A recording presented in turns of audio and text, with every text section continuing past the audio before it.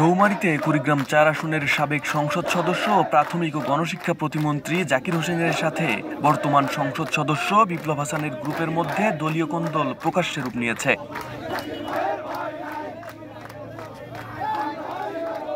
শনিবার দুপুরে উপজেলা আওয়ামী লীগের কার্যালয়ে ডাকা সংবাদ সম্মেলন ঘিরে সকাল থেকে দুই গ্রুপের মধ্যে উত্তেজনা দেখা দেয়। দুই গ্রুপ অবস্থান নেয় উপজেলা শহরের আলাদা আলাদা জায়গায়। পরিস্থিতি নিয়ন্ত্রণ রাখতে মোতায়েন করা হয় অতিরিক্ত পুলিশ। মাঠে ছিলেন নির্বাহী ম্যাজিস্ট্রেটও।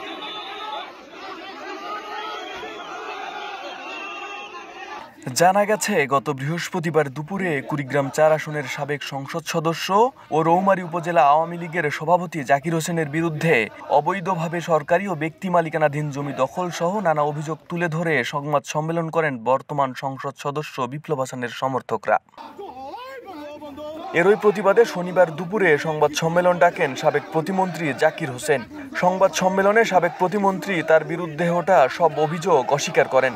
এ সময় তিনি বর্তমান সংসদ সদস্যের নাম উচ্চারণ করে বলেন, বঙ্গবন্ধুর মতো বর্তমান এমপি বিপ্লব হাসান পলাশ নেপথ্যে থেকে আমাকে হত্যার পরিকল্পনা করছেন। আমাকে সপরিবারে হত্যার পরিকল্পনাও করেছেন তিনি।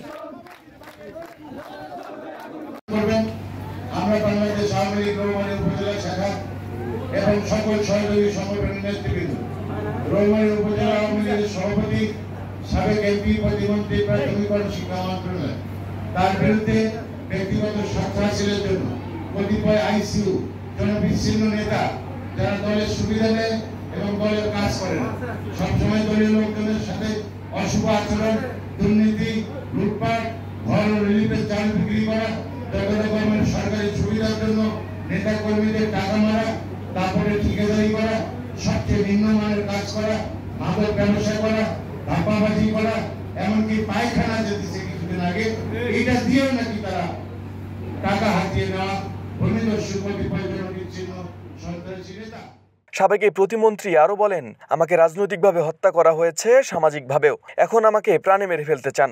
সংবাদ সম্মেলনে উপস্থিত ছিলেন উপজেলা আওয়ামী লীগের নেতাকর্মীরা। সংবাদ সম্মেলন শেষে বিক্ষোভ মিছিল বের করেন সাবেক প্রতিমন্ত্রীর সমর্থকরা। এ সময় পুলিশি বাধার মুখে পড়েন তারা।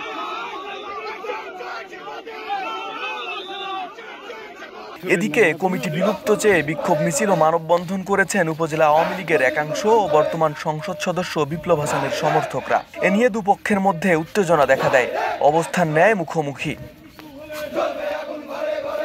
এদিকে সাবেক প্রতিমন্ত্রীর অভিযোগ অস্বীকার করে বর্তমান সংসদ সদস্য বিপ্লব হাসান গণমাধ্যমকে বলেন, সাবেক প্রতিমন্ত্রী জাকির হোসেনের 2 নির্বাচনে আমি কাজ করেছি।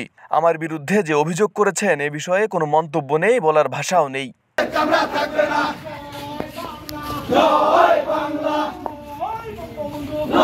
আরিফ হাসান, ঢাকা প্রকাশ।